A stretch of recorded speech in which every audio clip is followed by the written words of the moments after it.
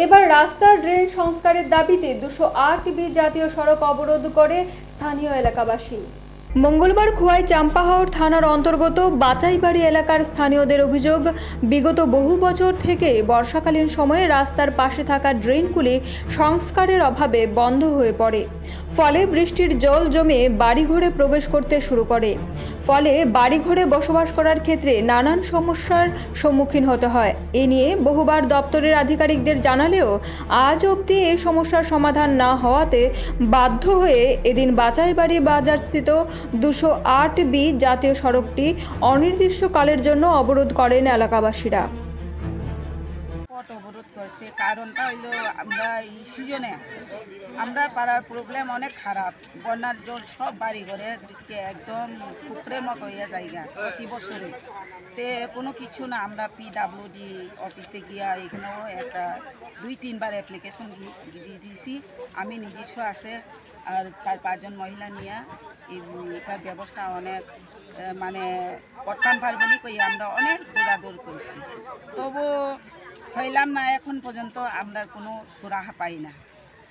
এর মধ্যে আমরা ওই চিন্তাধারা কইরা আজকে রুট অবলোকনের বাধ্য। কোন এলাকায় এই সমস্যাটা? এই সমস্যাটা ওই আমরা সাবজোনাল অফিসের সামনে বাড়ি, এটা সব সাবজোনাল বাসে বাড়ি সাবজোনাল, এটাও জল ঢুকিয়ে জায়গা। কত পরিবারের মধ্যে এই সমস্যাটা দেখা দিচ্ছে? কত পরিবার, আমরা পরিবার বোধই আছে, আমরা এখানে 15-16 পরিবার। একদম এটা নৃশংস, একদম জলের প্রবলেম হইতে পারে। আর একটা বাড়ি হেরার এদিকেও আছে 10 পরিবার। এই সমস্যাটা কত বছর ধরে? এই সমস্যাটা অনেক বছর আগে আমার পোলাপান ছোট থাকতে, আমরা পোলাপান ছোট থাকতে এখন হয়ে গেছে গা, লেখাপড়া শেষ হইয়া আপনারা মতো বড় হয়ে গেছে গা, এখনই প্রবলেম সোয়াল হয়েছে না। যে আমরা কতদিন ভুগবো এই জায়গা। এখন আপনাদের দাবি কি? আমরা দাবি হইলো এইদিকে সড়কের পারে একটা ড্রেন আছে, এই ড্রেনের জলটা যদি যে কোনো জায়গায় একটু উপায় করতো, জল যাওয়ানোর ব্যবস্থা করতো, এই চাই আমরা। এর ফলে আমরা পথ অবরোধ ছাইড়া দিব। দপ্তরের কোনো আধিকারিক কি এখন পর্যন্ত এখানে আইছে? দপ্তর তো আইছিলাম, কালকেও বিডিও সাহেব পেয়ে গেছে, এর আগেও ইঞ্জিনিয়ার আইয়াছে করছে, তবু মানে কোনো সুরাহা নাই। যে আমরা তো মরণের লোক মরে যাইবা, মরণের মধ্যে মাটি যদি আর বাঁচবনি।